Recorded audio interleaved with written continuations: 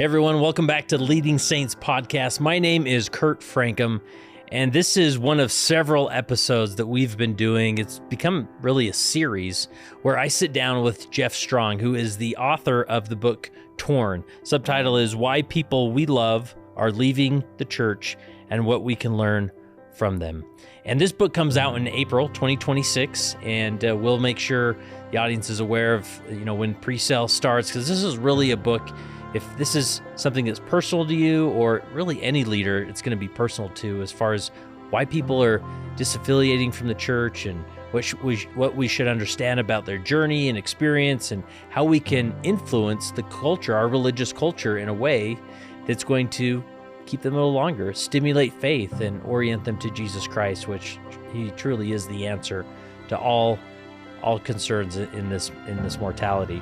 So in this episode, Jeff and I talk about these competing narratives at times, because coming out of April 2026 General Conference, wow, there is so much to be excited about in our church. I mean, the baptisms, the missionary work, the enrollment in religious institutions, and the enrollment in institute and seminaries. There's so much to be excited about. However, we can't just look at those data points and assume that everything else must be going well at the same time. There's so much more to consider because people are still leaving the church at levels that are concerning, and people are silently stepping away from faith. And if we pretend like, these indicators just show that everything's going well, we miss a huge issue that's more personal for individuals and families in the church, because everybody listening to this, I'm generalizing here, but I'm betting that everybody listening has some personal connection to a family member, even themselves, or a friend who stepped away from the church, right? This is a real issue that we can learn more about. So we want to explore these competing narratives. What's accurate? What's also accurate on maybe the concerning side? And then how do we deal with this? How do we move forward as a faith to better understand this? And then we do a second part, which we'll release in a separate episode. So look for that. We'll release these around the same time, and you'll appreciate the conversation altogether.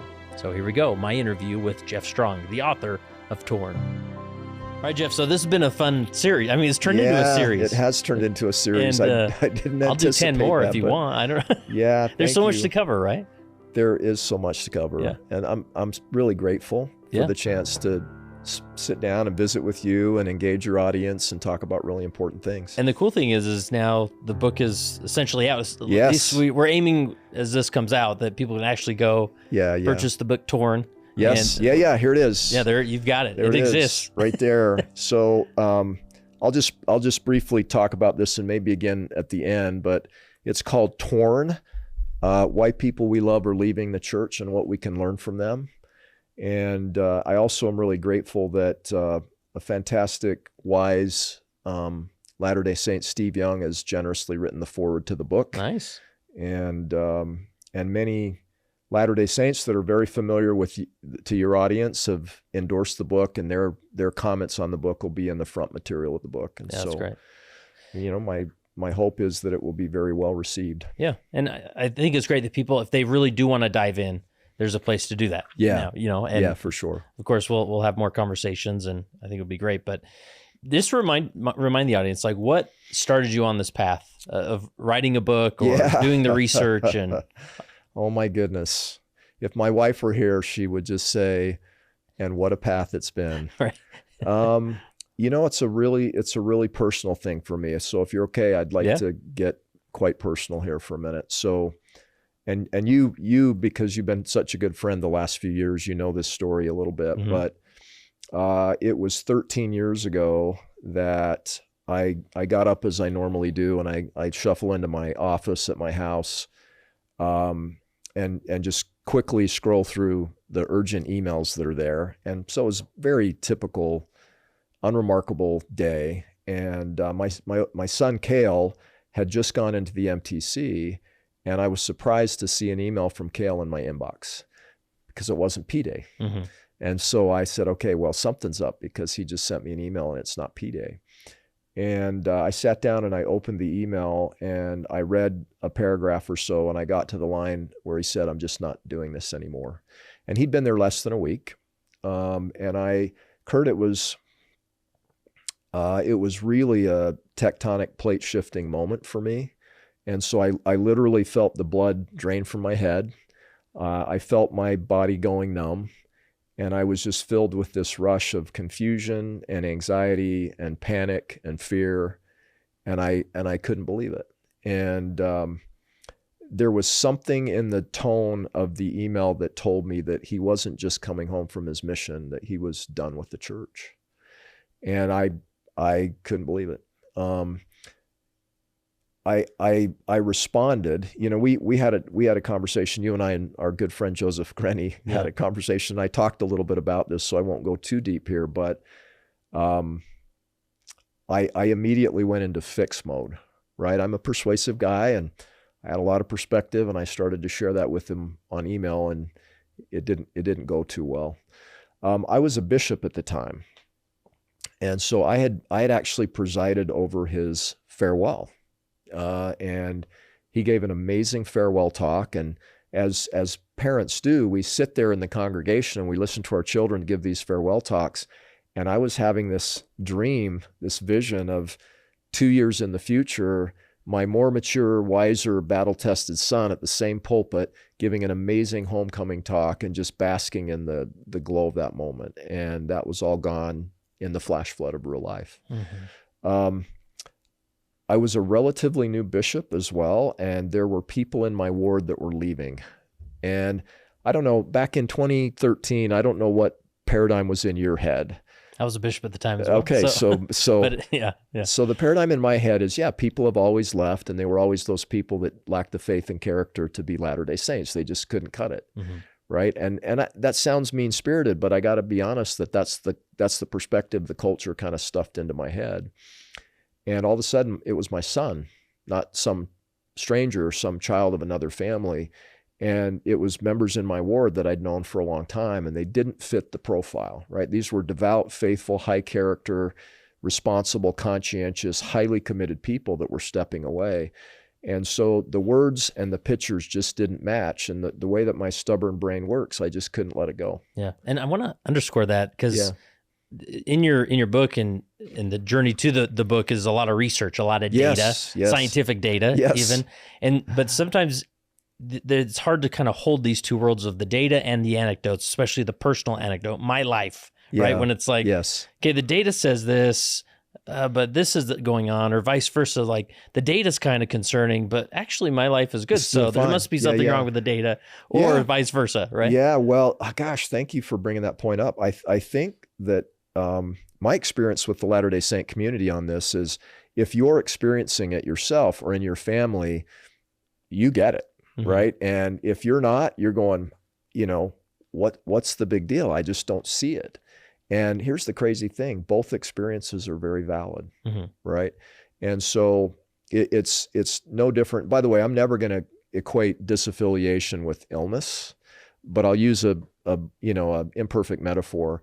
You can have it a community where half the people have the flu and half don't. And the ones that have it are sick and in bed and not doing very well, and they're pounding the NyQuil, mm-hmm. and the ibuprofen. And the ones that are not infected are mountain biking and hiking and skiing and having a great time. Right. And that confirmation bias really messes the perspective. It creates a blind spot. Now, again, I really want to emphasize, I'm not equating disaffiliation with getting the flu. Right. But there's like a shift in data points. There is. And so you want to understand and be like, well, I'm not in that group. So there must be something I did or am doing that protected me from being in that group. Right. That's one way to think about it. Yeah. And for me, I had this construct in my head of what it meant to be a good Latter-day Saint. And I was running the playbook in my mind to perfection pretty much. Mm-hmm. And then all of a sudden it fell apart with my son. Now can I ask you a question? Oh, yes. So you were a bishop at this time, and I was seeing members of my ward step away, and the explanations I heard in the community for why people were leaving didn't fit these families. And so what was your perspective back in 2013? See, I was feeling a lot of dissonance. I was saying, wait a minute, this doesn't make sense. These people don't fit the profile. Something else has to be going on. And I desperately wanted to understand it. So what were you thinking back in 2013? Yeah, well, I definitely can remember several instances of individuals approach me as the bishop to say, I'm really struggling with my faith in not so many words, right? But also I was in a very transient inner city ward. And this is a dynamic that me and Ryan Goffredson have talked about, is oftentimes when people step away from the church, it's often during a move where, I'll kind of stick with this ward and go through the motions, but now we're buying a home, and as we transition, we're not going to go to that new ward, right? And we don't have to answer questions because they don't know us, and that's another angle where we kind of miss those data points in real life. Yeah, and in that instance, I would suggest that's effect and not cause, right? That they had already disaffiliated and they just needed an opportunity to sneak away to make it more comfortable. And isn't that, because when you talk about disaffiliation, like, because you've literally gone out and tried to measure this, right? But it's tricky to measure at times because it's not necessarily an outward signal of, here is our letter of removing our name from the church, or we are not going, don't visit me anymore, or it's often a mental in fact, process, we're going to get to this later in the conversation, but I'll provide a little bit of a sneak preview. Among people who have been active in the church, those who stay, is a group of almost nearly a third who no longer believe the church is what it claims to be, but they're still fully active. So they're in the pews, they have callings, they're attending, and they no longer believe the church is what it claims to be, while the other 2/3 that are active do.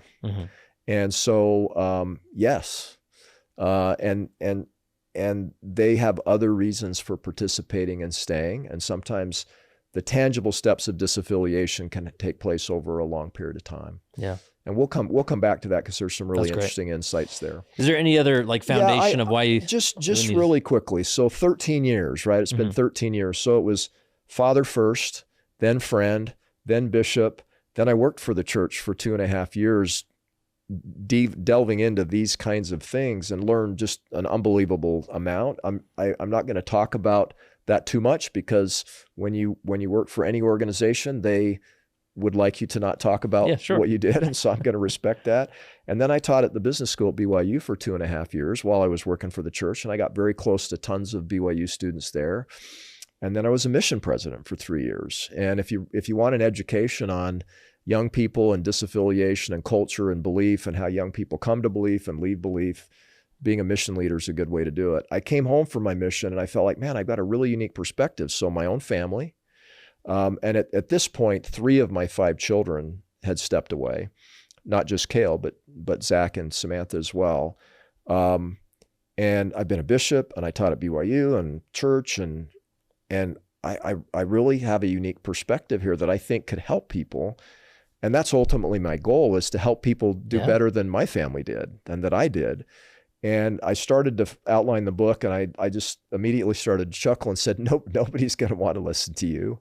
To this mission president has been that is going to pontificate on his views on disaffiliation. And so I recruited a small team of some of the top Latter-day Saint researchers in the world, and they were all deeply immersed in these issues. And I said, would you help me do some research on this in support of the book? The book is not a book about research, but it's research backed. And so we did. About 2.5 years ago, we placed what I think is perhaps the largest disaffiliation study ever done on LDS disaffiliation. We ended up doing a total of 5 surveys. We got over 20,000 respondents.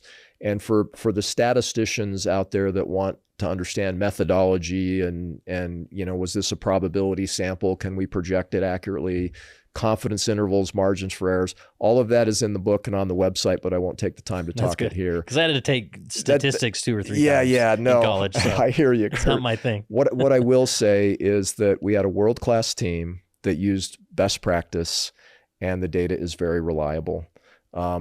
We are not claiming that it's causal, nor are we claiming that it is representative of the entire Latter-day Saint community, because it's not possible to do that kind of research. Yeah. But the hope is that at least we can become more aware of some of these issues. And and have for a sure. clearer perspective of them. Yeah. Well, to me, it's really simple. So I just as I was very confused 13 years ago, and it took me a while to sort of wrap my mind around what was really happening. I think many Latter-day Saints are unclear about what's happening. And I think it's really problematic when you're unclear about something as important as this. And so there are Latter-day Saints that have been affected by this, and so they have firsthand knowledge on what's happening and why, but they may not have a feel for the breadth and magnitude of the issue in the community. And then there are Latter-day Saints, good people that haven't been affected by this, and they're hearing a narrative in the church community that nobody's leaving, and they accept that narrative because it is consistent with their personal experience, and they have no idea what's going on. They don't know how many are leaving. They don't know why they're leaving. Mm-hmm. I won't go into too much detail here, but we actually did some interesting work in our research to understand the exact nature of our Latter-day Saint blind spot on this, and I'll just say it's very, very significant. Yeah. Most Latter-day Saints have very little understanding about how many are leaving or why. And if that's the case, how can you possibly work on the problem, mm-hmm. right? If you have a false positive on what's really happening and why, everything that you might try to do to help is going to be based on an incorrect understanding of the issues. And here's the crazy thing, you're probably going to make it worse, right? And that's the tough part. Yeah. You're applying medicine for the wrong issue. Yeah. Right. And so we would never do that in the practice of medicine, or we certainly would try not to, right? But we're doing it on disaffiliation now, and so it's a problem. Yeah. Yeah. And the book is, as someone sees this and picks it up, they shouldn't necessarily think, oh, Jeff figured out the 5-step plan to fix all this. No. But it's more of an understanding awareness approach that then hopefully we can together find some solutions or move things in the right direction. I think that's really well said. So I'll just sort of address like who's the book for and what's my hope. This book is for faithful, active members of the church who love the church and who want to better understand what's happening and to do what Latter-day Saints do when they have knowledge of what's really happening. Well, let's go to work on this. Let's see if we can't make this better. Mm-hmm. Okay. So I wrote it to them, and that might be parents that see what's happening with their children, grandparents that are seeing grandchildren step away, church leaders and teachers that see what's happening, don't totally understand it, but want to make a difference. Or it might be for members who are going through this conflict themselves. In a prior episode, we talked about sort of the tension and conflict that many feel in their church experience. Yeah. This book's for you as well. Now, so that's who I wrote it to. Who I wrote it for is the people who have stepped away. Yeah. And they are hungry for those of us who remain in the church to have an accurate understanding of why they left and to see them in a more correct light. Truthfully, they feel misunderstood and quite judged, and that does not do a lot to help our relationships with them. And as a community, we're just terrible at talking about this, right? And so children are estranged from parents. Parents have disowned children. I interviewed people who have been divorced over this. So you'll have a mixed faith marriage, in the past, a Catholic and a Latter-day Saint. Today, it's a believing Latter-day Saint, an unbelieving Latter-day Saint. And by the way, they might both be people of faith, but one still believes everything about the church and what the church claims and what the church stands for, and the other doesn't, and they divorce, mm-hmm. right? And then friends that have lost the ability to relate and connect with one another. And I think all of us as Latter-day Saints and disciples of Christ and members of the LDS community would believe that we can do better than that, right? We can do much better than that.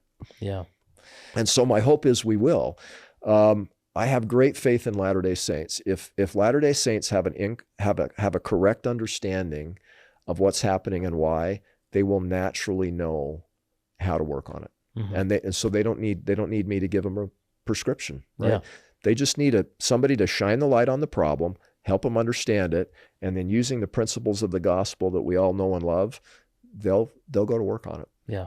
And that's really what it comes down to, is we often are on different pages of what, quote unquote, problem or issue we're trying to address. And so hopefully we can get there, because there is, like you mentioned, these competing narratives. Because Yes. we just got through General Conference. Yeah. So cool to see baptism numbers just off the charts. Yes.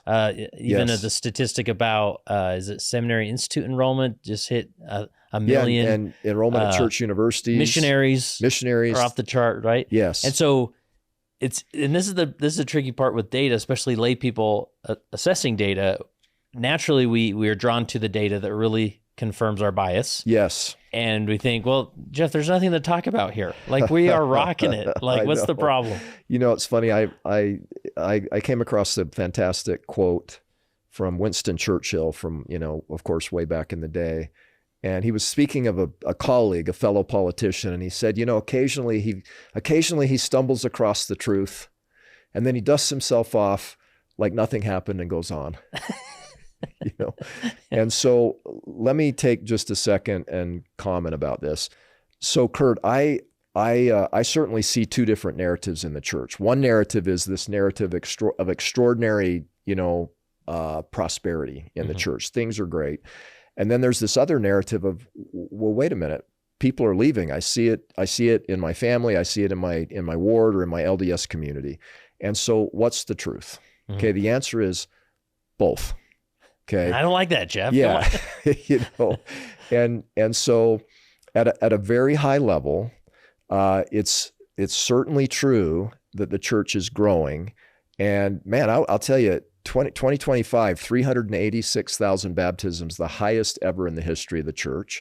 2024, 309,000 baptisms, the highest since 1997. Okay. And so some resurgence is happening, and it's really exciting. And so that's absolutely accurate. And then there's so many positives that are going on in the LDS community. And so when people talk about those things are true and they're accurate, and we should be excited about that. I'm excited about that. Yeah. But there's more to the story. Yeah. Because even I'm thinking, you look at the baptism numbers, but if I look more personally, I'm thinking, well, I don't think we had any baptisms this year in my ward, and so it must be happening somewhere. I'm just not seeing it. Yeah. And, there's the numbers. Let's just go with it. Yeah. And so what is true and can be true is you can have significant indicators of prosperity, baptisms, more people in seminary and institutes, more young people serving missions, research-based positives that indicate the vitality of the faith in the lives of active members. All of that is accurate. But that doesn't mean that disaffiliation isn't happening in very significant numbers. And so the most spiritually mature and faith-based way to respond to this is to say, okay, let's celebrate our strengths and be grateful for those. And then let's face our challenges with courage and faith and go to work on them. Yeah. And we can do that. And I'm just thinking in a leadership context, the danger of that is you sort of, you recognize things are surging and going great. And like you said, there's data to show that. Yeah. But then in a personal experience, we kind of then just sort of, I don't know, we listen less or try and understand people's experience less. We more default of, hey, just get with the program. Yeah, man. just get on. Just do the thing and shut up and roll. Because we're thriving here. You in or you out type of thing, right? We're and again, you wouldn't say it that way, but that's sort of we don't try and find that personal experience balance. Or that balance that 10 people did get baptized, but 9 of them left this year or something. We're like, what? We dismiss that. I talked to one bishop in Texas, and this is just an anecdote, but in 3 years, he said, we've had 40 convert baptisms in 3 years. Now, this was a really, really small ward. Like maybe they have 50 people at sacrament meeting. So they had 40 convert baptisms in a ward that had 50 people. And I said, how many are still attending? 3. So 37 out of 43 were no longer attending. And that's not atypical, to be honest with you. So Kurt, let me try to do this briskly, but just to give you the full, complete perspective and see, for me, the way my brain works and the way my heart works is like, hey, give me the positives, give me the challenges, and I'm going to be really grounded when I have both. And I'll be excited about the positives, and I'll be focused and have real intent to go work on the challenges. Yeah. And so there is tremendous growth in the church. And so we talked about the baptism numbers. Over the last 25 years in the U.S., we've had about a 60% increase in members of record in the United States. Now, the challenge is, though, that's child of record baptisms plus converts. But if you take out how many people have died and how many people have disaffiliated, the real growth isn't 60%, it's about 15%. So we're not declining. So people, if there are people out there saying, hey, the church is declining, they're collapsing, I see no data that suggests that's true. In the United States, very slow, steady growth. Young adults flocking to church universities.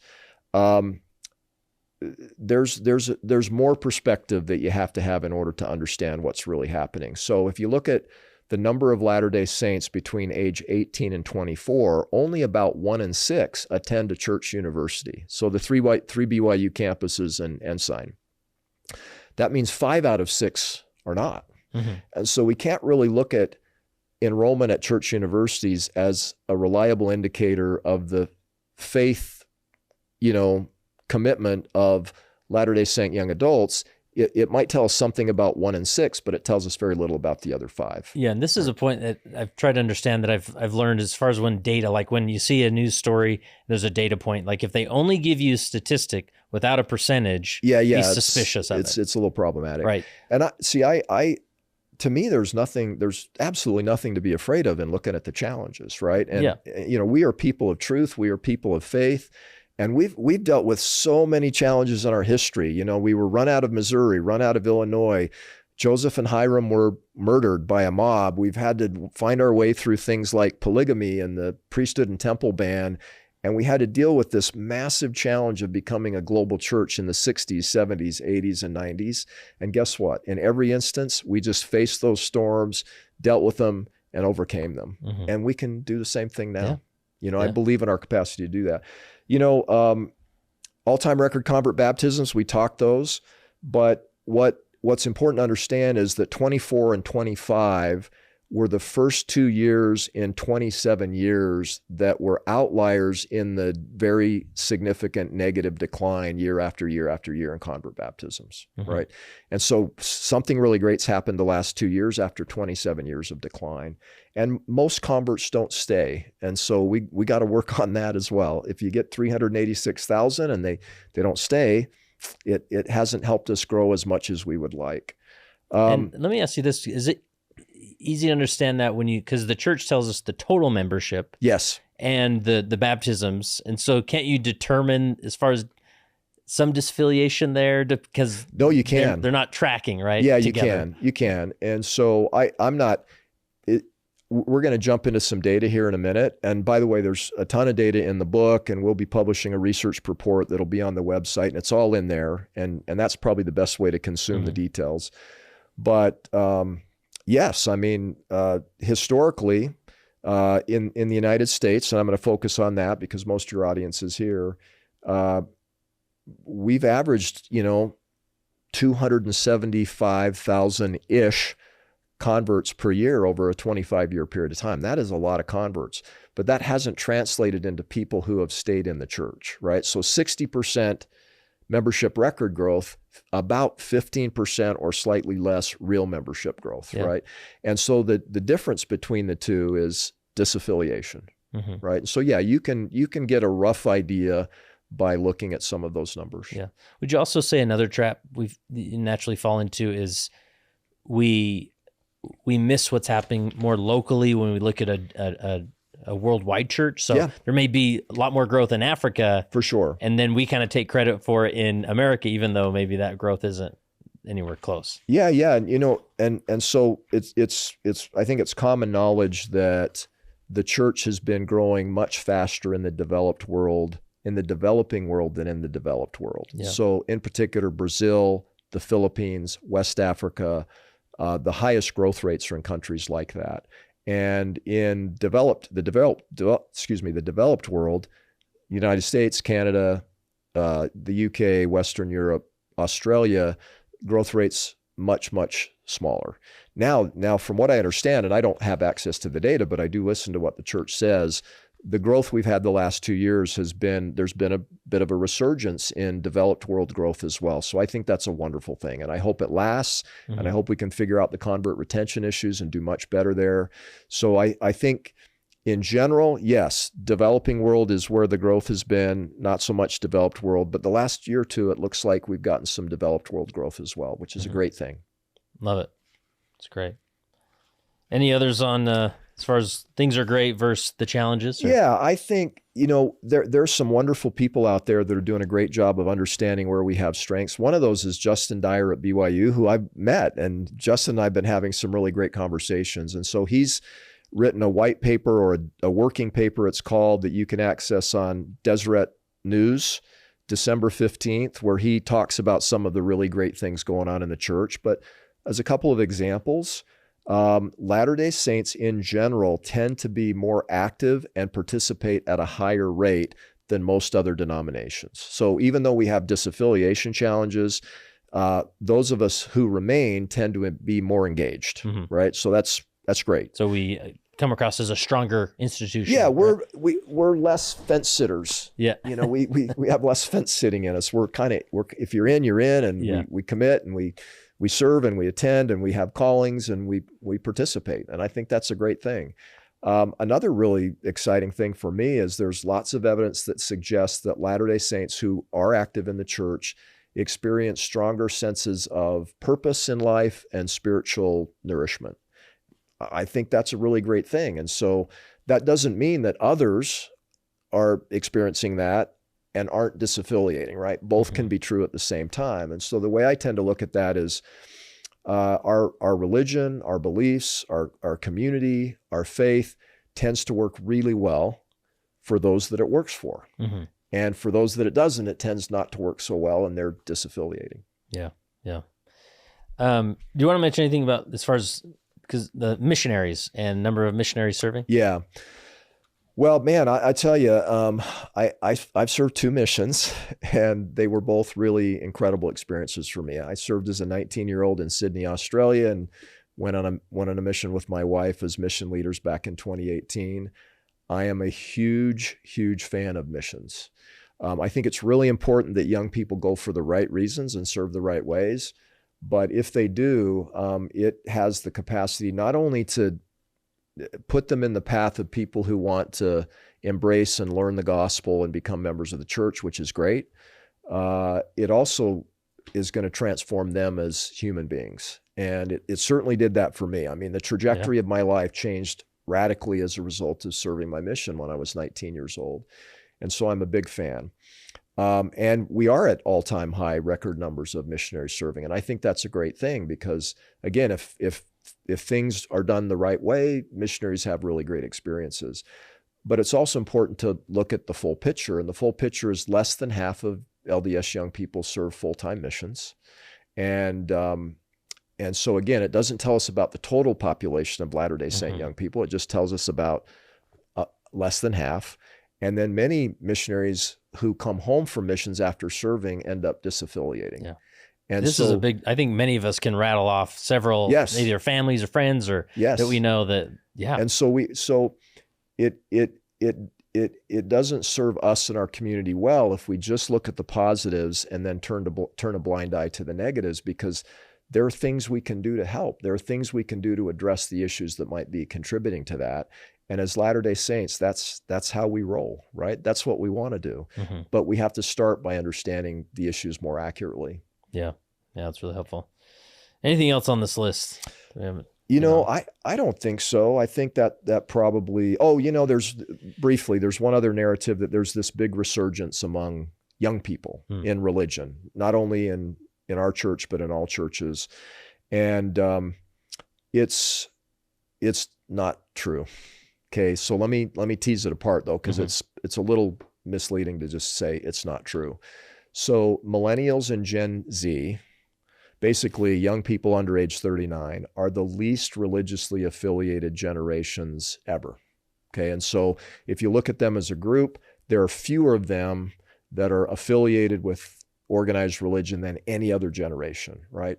But among those that are affiliated, it looks like they're doing so with a greater level of engagement and commitment. And so that's what people, I think, are feeling and saying, hey, I see lots of incredibly committed, motivated, engaged Latter-day Saints that are all in. I think that's accurate. But as a percent of the total Latter-day Saints in those age cohorts, fewer are affiliated with the church and with religions in general. Yeah. And I did an interview with Matt Miles up at BYU, Idaho, and he talked about some research that he makes the argument we often are measuring as far as like religious practice or spirituality, where we're saying, is this person go to church, or are they engaged in or affiliated with a faith? Yeah. When in reality, even those that are leaving, they're still, it's not like they're following Satan or something. They still are becoming more and more spiritual people. Yes. And I know we would love them to be affiliated in more of a traditional religious context, but that's not necessarily that they're becoming worse and worse people. No. And look, it's a normal curve of a population, right? Yeah. There are people that leave the church and go off the rails. That happens. Mm-hmm. And that, by the way, that's part of what fuels the narrative that is largely untrue, because people can grab an anecdote and say, well, I know a person who left and look at what happened to them. But we actually have data on what we think is happening, and I'm going to share that. Awesome. So hey, are you ready to dive into some of the data? Yeah, let's do it. I'm going to start by just saying, well, we'll just jump into the data. So our data suggests that if you look at the population, not of total Latter-day Saints, right, but only of the portion of the total Latter-day Saint community. So there's 17.8 million Latter-day Saints globally, right around 7 million in the US. I'm not talking about that population. I'm talking about a subset of that was active. Okay, so these are formally active members of the church. About 40% of them have disaffiliated since the year 2000. So over 25 years, about 40% have stepped away. That's what our survey suggested. Now, to calibrate that, because it's just one survey, we wanted to get the best information available. And so there's a study called the Harvard CES study. It's more commonly known as the Cooperative Election Study. And then there's a study called the Pew Religious Landscape Study. And they're large base size, meaning they're very reliable studies done by the most reputable research organizations in the world. And their numbers suggest something very similar. Okay. And so let me just touch on a few of those. So when you say 40% have disaffiliated since the year 2000, so 60% disaffiliated before 2000. No. Is that what you're saying? No. Okay. So if there were 1,000 people in the village, 40% of them are gone. Okay. So the 60% are still there. They're still there. Okay, gosh. And oh, by the way, another 200 moved in. Okay. Yeah. Okay. So the village didn't get smaller, but 400 people left. Yeah. Okay. And so the Harvard data suggests an even larger number, and the Pew data suggests a number very close to the number that our survey suggests. And so what we did is we triangulated around, well, what's the likely number? So Harvard says higher than 40%. Pew says a little higher than 40%. Even our study suggested higher than 40%. But to be conservative, we said, well, looking at these three data sources, it looks like 40% would be a reasonable conservative estimate of how many have stepped away. Okay, gotcha. And then I just to maybe make it a little bit more real, we talked about the competing narratives a little bit, and it's easy to get wound up in those. And people can also look at, okay, well, we have Jeff's survey and Harvard's and Pew's, and so so those are surveys, but what are the reallys, right? And so you and I share a common friend, Rob Farrell. Yeah, right? We love Rob, and thank you for introducing him to me. But he taught at Education Week last year, and he was using a little bit of my data, and he was talking about these issues. And he said, would you come and just sit in on my class? I said, absolutely. And so Rob did something really brilliant. He talked about the conflicting narratives, and he said, well, how are we to think about these things, right? Is it this or is it that? Of course, now we know it's both. And so he said, well, why don't we just do our own little tests right now? And so he was in an auditorium that had, I'm guessing 12 to 1,500 people in it. And he just said, if somebody you love has stepped away from the church, raise your hand. Okay. I looked around, my best guess is 90% of the people there raise their hand. I think you were there too. I was there, yeah. Yeah. So is 90% a safe number? So the number that matters isn't Jeff Strong's number, 40%, or Harvard or Pew. It's your number. Okay. What's your number? Now, Kurt, my personal number is 60%. It's higher than 40. 60% of those children. Of your children. Okay. Yeah. 3 of my 5 have stepped away. Kel was the first, and then Zach and Samantha followed later. And then of my birth family, so in other words, the posterity of my parents, 60% as well, 61 actually. And so this is a real issue for the people that are experiencing it. And the fact that our numbers suggest 40% across the U.S., and Rob Farrell's, anecdotal test would suggest this is touching all of us. Yeah. It's so true. All right. Which data set are we going to here? Yeah, let's go. Why don't we go into why?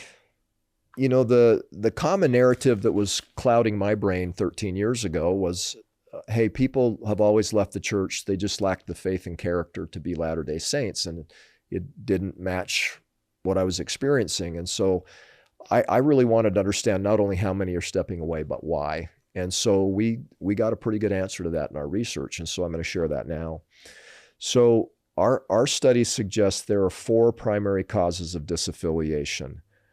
We call them waves. And the reason we call them waves is they're dynamic and they sort of build and they interact with each other. And there's even, we think, a little bit of a time sequence to them. But wave 1 is lifestyle. Okay. And somebody might say, man, I just couldn't keep doing it. And that, in our study, that was about 6% of people who had disaffiliated. And so this is a wave that's about depletion, not doubt. Okay. And so they'll cite things like, man, I just found the culture difficult. It felt controlling. I was having mental health issues. I just felt guilt and shame. And it wasn't working for me, and I needed to step away just to sort of reclaim my life, right? And so that supports the narrative that was in my head 13 years ago a little bit, but in our study, it was only 6% of people. Interesting. So these are individuals who are there, they just feel that the tension of living the lifestyle of not drinking coffee, going on a mission, doing all the things. It's just a bit much. Right? Depletion, not doubt. Yeah. Okay. And so it's too many. Like it's not renewing, it's depleting. Yes. That's it. And so I love the church. In small doses, it was incredible, but by the gallon, it became too much, right? Callings, meetings, expectations. Some people cite, I didn't want to do missionary work. I didn't like the pressure to do missionary work. Some people, the lifestyle doesn't work for them, following leaders, paying tithing. So there is some truth to some people just say, yeah, this isn't, I don't like the constraints and responsibilities, but the real theme is depletion. It just wasn't helping them. Yeah. It wasn't a fit for them. And is this called wave 1 because this is typically where it begins, or a different experience? No, it's just a different experience, and it's kind of always been out there. Okay. Going back to the old days, right? So we called it wave 1 because there's always been a portion of the church community that felt this way and chose to step back or step away, and they've always been there, and they're still there, and they'll be there 100 years from now. Yeah, and I would say like there's even this dynamic where, like in my experience, is really interesting of being called in leadership at a young age, where I felt a lot of purpose in my engagement with the church, but and it breaks my heart that more don't get the opportunity to serve as bishop or do these things because it was so renewing to me. Yeah. Where others, like, I've been coming to this word for 20 years and they barely give me a call. They're so it's not like they're lazy or it's more of just like, why aren't you feeding me? Yeah. And I think if I was to contrast my brother's experience and my experience, there was a bit of that in there. He if he were here, That would be an interesting conversation to bring him on. But he would outline the ways that he saw the church helping me in my life, that it didn't help him in his life. Because he stepped away, I think you mentioned. Yeah, he did. And he was primarily a wave 2 person, and I'll talk about that. But it just wasn't like it was amazing for me. Yeah. It's been amazing for me. I mean, my mission was amazing. Coming back and having callings was amazing. Going to church was amazing. It was all fantastic. It's all been fantastic for me. It just wasn't for him. Yeah. And this, I think, would be an interesting discussion for families to have where they have experienced this 50-50 or 60-40 split of being like, so I love my mission. Yes. Did you not love your mission? Like, what happened there? Where was the disconnect? You know? Can I just give you one little personal anecdote? Yeah.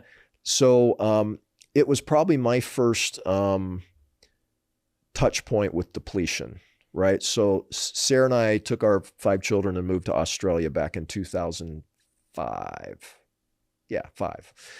And so we were expats in a foreign country. Your mission. So that's cool. Yeah. Right? Yeah. I got to go back to my mission. It was really awesome.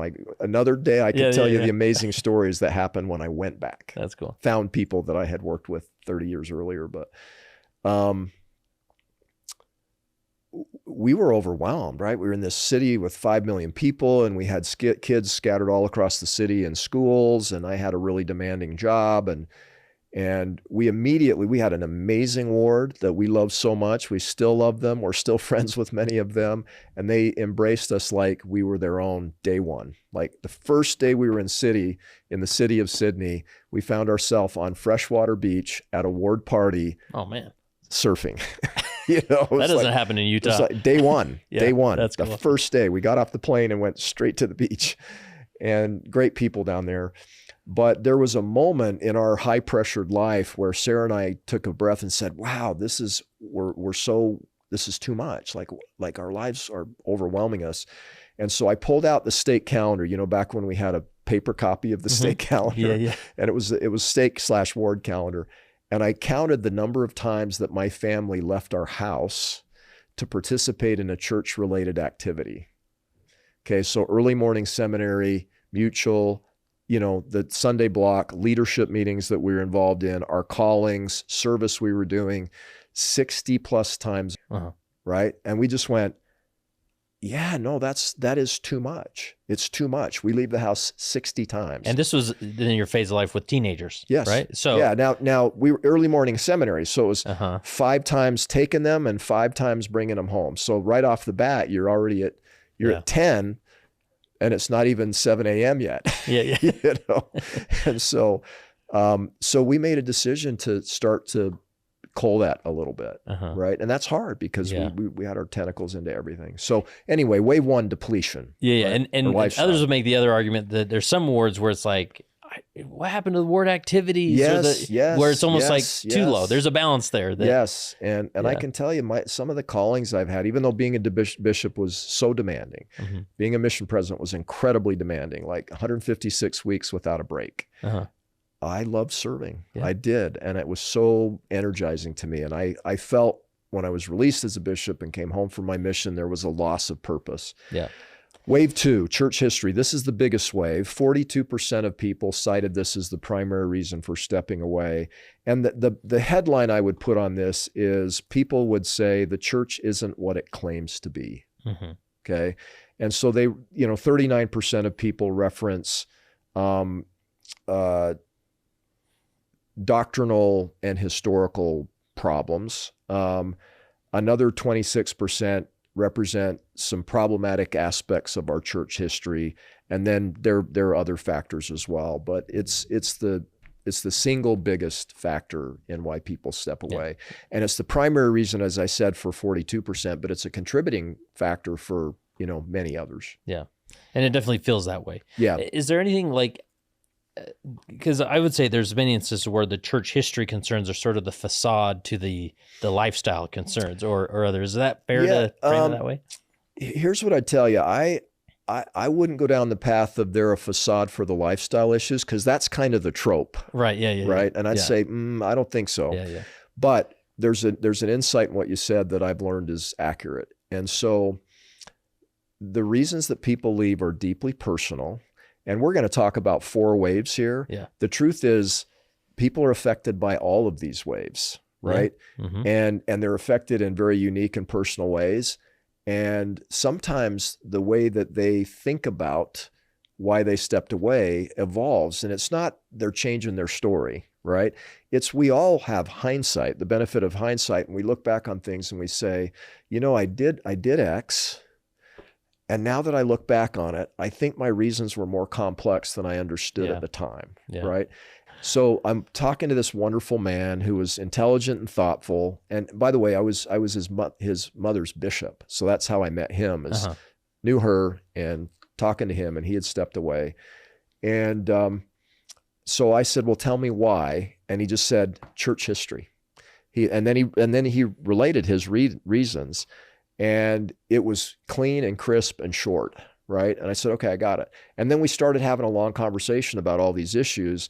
And as he got more comfortable with the conversation and more comfortable with me and realized that I would really listen to him, he said, can I go back to that? He said, it was more complicated than just that. Yeah. That was a significant factor, but there were a lot of other things going on in my life, like not being comfortable with the church's position on certain social issues, not feeling spiritually nourished in the church. And then he said this, he said, Jeff, these conversations typically aren't all that pleasant, and being able to hang your coat on the nail of church history is just a convenient way to explain it, right? Now, I want to be careful though, because for many who go, 42% cited that as the primary reason. It is a major, major issue, right? A moral issue, an ethical issue. It's deeply serious, and so I'm not in any way diminishing it, but it's often more than that, right? But sometimes they'll say, well, it's easier to explain it this way, so that's what I'm going to do. And this is another part. Does that make sense? Yeah, this is another part to be aware of. Is even on the Orthodox faithful side, we want a nail to hang it all on. Yeah, we do. Right? It's because you want to sin, right? And I think we've gotten past that trope. We're doing better. We're doing better. But that's if you're trying to hang it on one nail, being like, well, we just need to teach more church history. That's what we'll do, and we'll fix it. It'll solve everything. No, it's much more complex. It is, and I appreciate you bringing that up because that's true. Hey, wave 3 is social issues, a big one, 33%, and people will not be surprised by what the data says. 33% of people that selected this as the primary issue, it had to do with sexual identity, okay? And it isn't necessarily that they're saying, well, we need to start doing same-sex sealings in temples tomorrow. It's that we have a group of people in our community that we don't really have solid answers for, right? And at a minimum, can we figure out how to embrace them in the community without making them feel like they're second-class citizens, right? So it's not just doctrinal, it's cultural. The second most mentioned issue is 27% cited financial transparency, right? So Ensign Peak, SEC, people are aware of those issues and they find it troubling. 20% cited racism, and that's obviously a historical issue as well. So it's primarily related to the temple and priesthood ban. But for some, there's a legacy of racism that we haven't dealt with yet, right? And so our explanations for why we did what we did, some people find those not adequate. And so it's something we haven't completely moved past yet. And then finally, a significant number of people, about 13%, cited gender equality issues. And I won't go into the details on this because we don't have time, but it's in the book. There are a small group of people that would like to see women have the priesthood office. For most, that's not the issue. The issue is wanting women to have a voice in the church, right? Speaking for myself, my exposure to the women of the church, my wife, my mother, my sisters, the missionaries I've served with, all of the female leaders I've served with in my ecclesiastical responsibilities in the church, the general view I would have is that the wisdom and capacity to lead and serve of women is extraordinary. And so there are many women and men who feel like we need more of that perspective in how we operate as a church. And it doesn't per se have to be priesthood office, but boy, can we find a way to give women a bigger role in our church, because we will be benefited from their leadership, their voices, and their perspective. And then finally, wave 4, church experience. This one is 18%. 18% of people cited this as the primary reason. This one, I think, actually punches above its weight, though. I think it's bigger than 18%. And here's why. This one speaks primarily to where culture really starts to manifest. Culture runs through all of these. Right. But 31% of people in this wave cited feeling spiritually empty. 26% cited feeling like they don't belong. And 26% also said they felt socially excluded. If I was to summarize this, into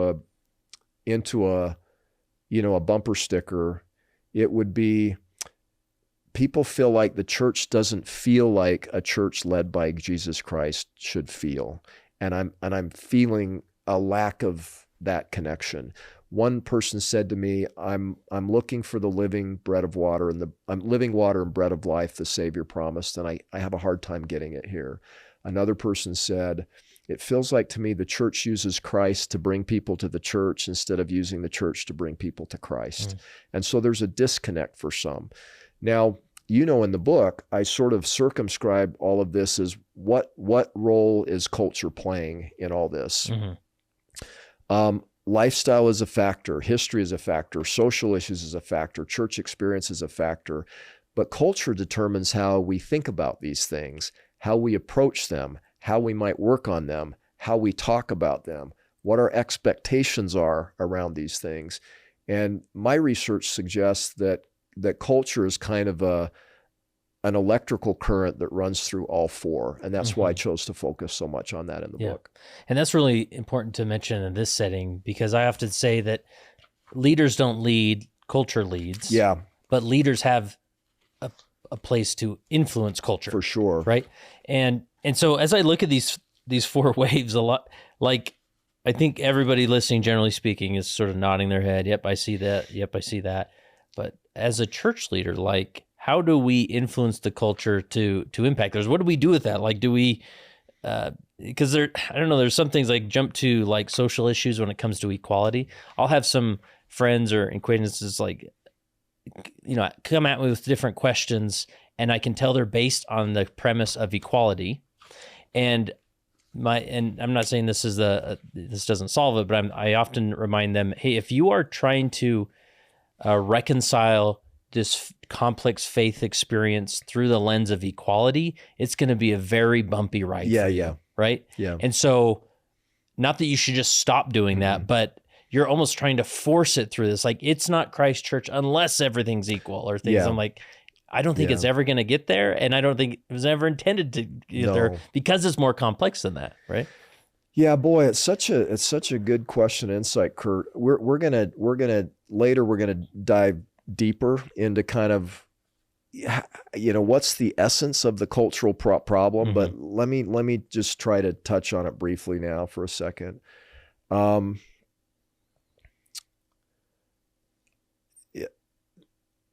Most of what my experience and research suggests is problematic in the culture is not issues of good versus evil, right versus wrong, black versus white. They're issues of imbalance, right? And so we might have two good things, both that are necessary and valuable in a church community, and they become out of balance.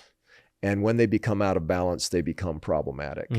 Another factor here is, and we talked this in one of our prior episodes, we talked about the 5 different faith identity mindsets of Latter-day Saints. Latter-day Saints need different things, right? And so we've got to figure out how to approach complex issues in a more balanced way. And we've got to figure out how to accommodate the fact that people can see and think and feel differently and need different things from their church experience. Right. And so we'll definitely come back to that. And it's really easy to be critical of maybe the institutional church, but then you look at it through that lens of, 17, 18 million people, they need different things. Like, how do you do that from an institutional level? They're in a very tough spot, right? Well, and so here's what I tell you. So human nature, and trust me, I've done this in a big way as a church leader, is we crop dust. Okay, so we fly the plane over the cornfield, and we drop herbicide, and we drop pesticide, and we drop fertilizer, and then we go, why aren't all the plants growing? And that's not a bad thing. Mm-hmm. And that's kind of what institutions are capable of doing. And so I think that it's okay. But the real magic happens locally. Yes. Right? Yes. It's with that incredible bishop or Relief Society president or those amazing youth leaders or the teachers that are teaching the gospel or facilitating conversations in a ward or ministering brothers and sisters that really do it and do it the right way for the right reasons. Yeah. Right. And I don't mean to put too much pressure on the shoulders of a bishop, but in our culture, the bishop is the hub of the wheel. Mm-hmm. And I know that we don't really want that to be the case, right? The culture it is, right? But that's the culture. Yeah. And we're trying to work through that. Yeah. But I can't tell you what an amazing bishop can accomplish on some of the issues we're going to dive into. And I see our culture getting this trap where it's like the institutional churches now. Did you hear they introduced a new herbicide that they're like, this is it, guys. Everybody needs We're doing it. That's right. Where we unintentionally, as a local church, surrender our control and influence because we sort of want the institutional church to do it. Yeah. But, as we look at the saviors, 90 and 9, that it's not that there's always just that one darn sheep that keeps running off. It's like at one point, every 90 and 9 becomes the one. It's a one by one approach. And I think, Elder Bednar's done such a good job with that. His book on that is spectacular. Yeah. And so that's it's the local church that can really approach these waves more effectively than the church. Yes. And look, I'm not any kind of, special insider with the church. I'm just not, but I have had some unique experiences and roles with the church. So I have a bit of a feel for sometimes how they think about these kinds of issues, and they care deeply about them. Mm-hmm. Okay. And they really want, need, and rely on us as members of the church to step up and fill the void that they can't fill institutionally. Mm-hmm. Right. And so because you've been to my house, that I'm a wannabe farmer. Yeah. You got a beautiful lavender farm. Yeah. Right? And I can tell you that the solution to this isn't crop dusting, it's gardening. Mm-hmm. Right. And I know as a wannabe farmer that I have to look at every single plant. I have 1,600 lavender plants. Wow. And I have to look at every single one of them. How is this plant doing? Mm-hmm. And is it getting too much water or too little? And has it been pruned properly? Now, pruning is a whole nother thing. We don't want to do a lot of pruning here, right. But how do I nurture the soil and optimize the water nutrients so this plant can survive? And the solution is there are 1,600 different solutions. Now, I do have to do some crop dusting. I have a drip system, and I have to have them all on the same kind of cadence and volume of water. But if some plants are getting too much water, I'll turn them off, mm-hmm. right? And then I'll hand water them until they're in a better place. Yeah. And so, yes, gardening is the right concept, not crop dusting. And to me, I love just the nature of our structure as a church, of the lay leadership and the stakes, the wards. And there's no mega churches in our faith because that charismatic bishop, 15 or 20,000 little churches. And so there's always an opportunity to have your garden rather than the industry. And then even just stepping outside the construct of the ward, your family, your children, your grandchildren, your friends, your neighbors. I mean, that's where a lot of the magic really happens. And that's really empowering to hear, because it gives, that's where you can focus. Yes. Don't worry about, I got to find the best, YouTube clip about Brigham Young to solve this church history thing. It's what do your sheep need? Yes. Yeah. And sometimes they just need us to be present and to listen. Yeah. And they don't need anything else. That's really good. So, hey, before we kind of wrap up, this discussion, I think there are a couple of things we ought to hit. And so one is this idea that, and this has sort of been perpetuated in the culture, those who leave were just lazy. They didn't try hard enough. And so, you can see from this chart that we put together that faith transition is a serious, sustained process. So I wanted to get a feel for sort of the amount of energy or effort that people put into it.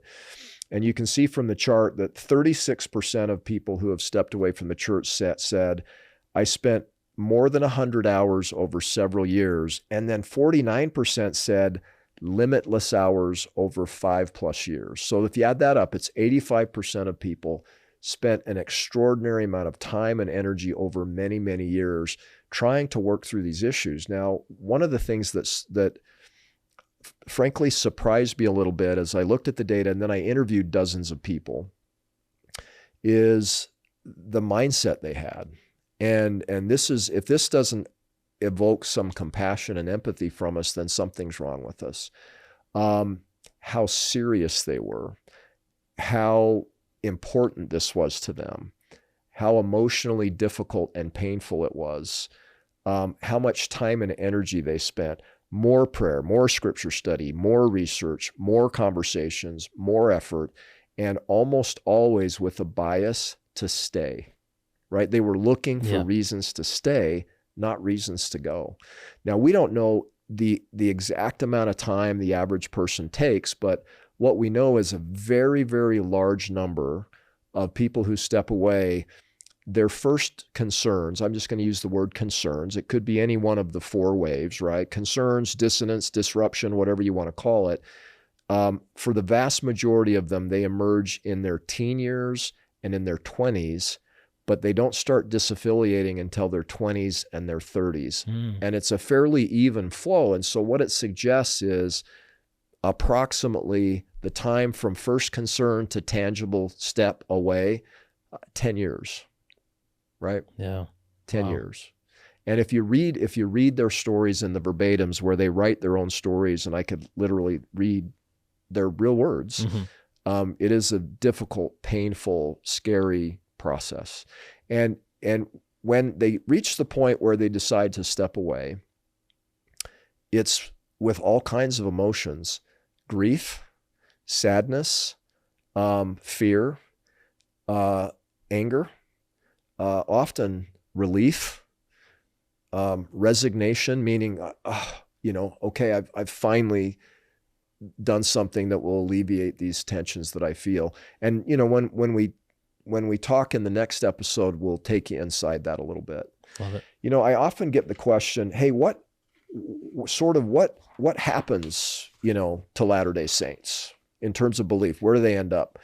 And so, there's another narrative that it's not as common as it used to be, that, hey, they all end up being, they go off the rails, they do crazy stuff, and they embrace the darkness, right? And they all become atheists.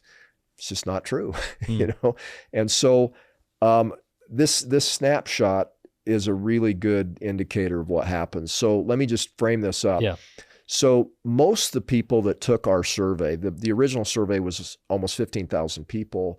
They were people who had been active Latter-day Saints, fully active, participating Latter-day Saints. But we actually asked them, were you a fully active and participating Latter-day Saint? Yes. Okay. And then if they said yes, they got this question: well, which statement best describes your beliefs now? Okay. And then, by the way, this also supports the 40% number.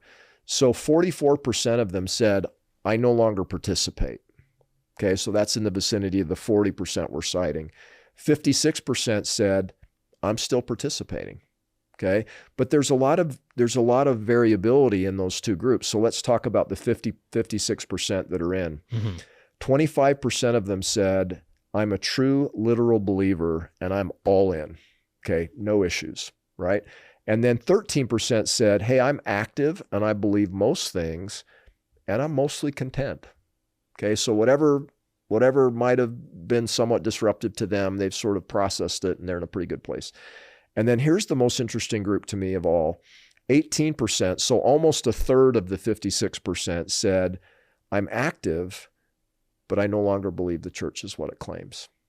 This is often described as a PIMO, right? Physically and mentally. You'll hear right? that term. And so not quite a third. So let's call it 3 in 10. In the average ward across the United States, 3 in 10 people sitting in the pews at sacrament meeting on Sunday are in this group, right? Now, can you immediately see how that can be problematic, right?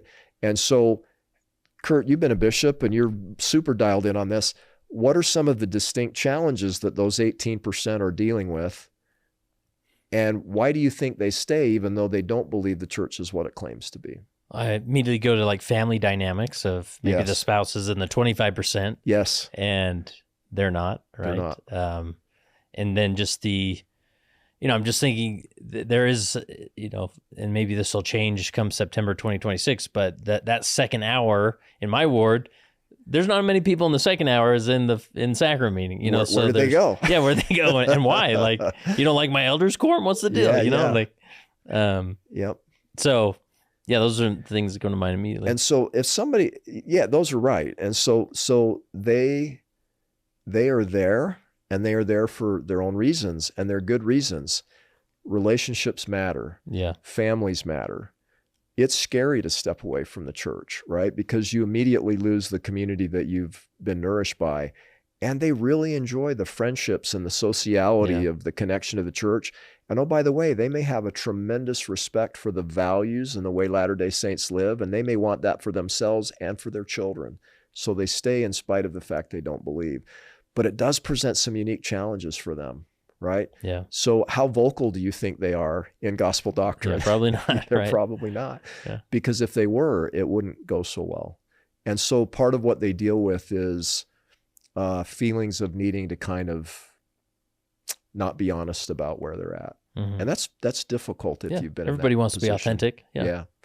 Yeah. So the other group is also interesting. So of the 44% who step away, 7% become practicing Christians in another faith.